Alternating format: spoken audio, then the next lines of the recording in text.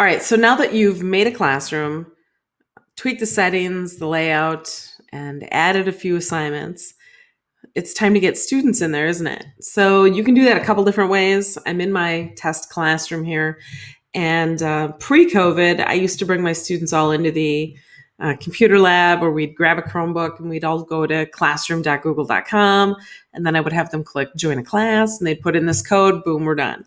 But I don't necessarily know that you're going to have that luxury.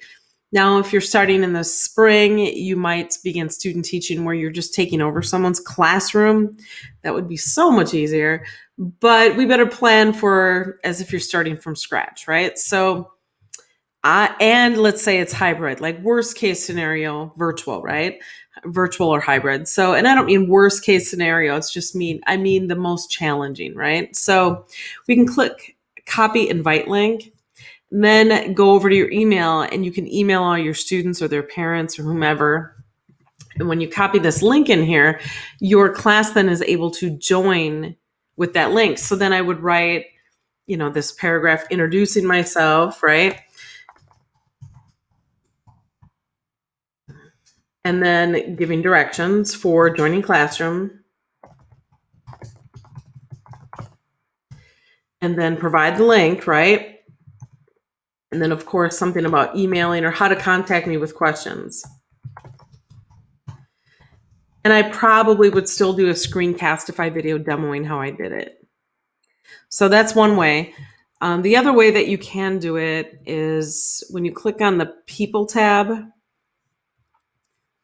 you can, so here we have teachers and students, right? We can invite students in and then start typing in their name. So Tyler, right, I can just grab a student here and click invite. And what's going to happen is they then get an email inviting them to the class. Now that works really well if you have, say, students, I would say like 8th grade and up, if they're already used to doing it that way. But if they're brand spanking new and their previous teachers haven't really taught them to check their email, I wouldn't do it that way. I would do it kind of the second way I suggested, where you'll give them the actual clickable link. If they're older and they've been in classroom a bunch of times, right, they kind of get the gist of it all, then adding by name isn't as bad, right? It's not as hard. So it kind of depends on your situation, right?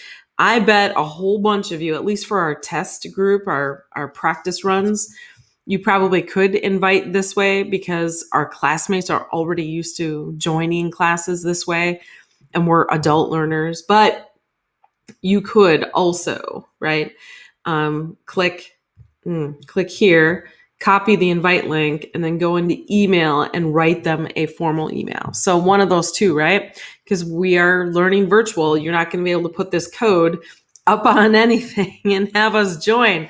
So there you go. And once they join, then they're in and they can see all the assignments that you've posted and automatically get copies of anything you set to any student, or all your students should get a copy. So there you go. That's how we're going to get students in this semester.